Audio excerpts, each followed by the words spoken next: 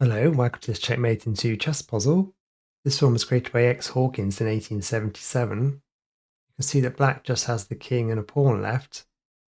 White has the king, 2 knights, 2 rooks, bishop, and the pawn.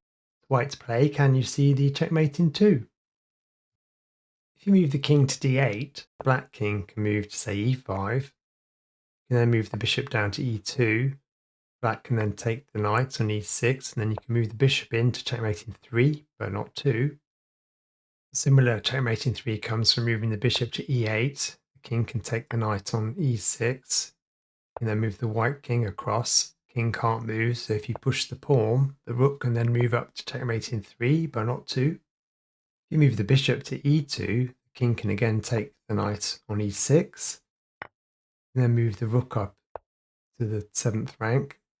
Black pushes the pawn, and then you can checkmate in 3 with the bishop. And there's another checkmate in 3 by moving the bishop to c6. King can move up, and you can prepare the rook and get a checkmate this time by moving the bishop next to the king. Let's take a look at the solution to this one. So if you need more time, pause the video. Checkmate in 2 for white, you need to move the bishop to d7.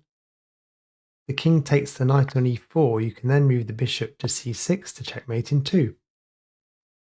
If black moves the king to g6, you can then move the bishop to e8 to checkmate in 2. If the king moves to g4, you can then move the knight to f6 to checkmate in 2. That's it for this puzzle. Please like and subscribe, and I'll see you next time.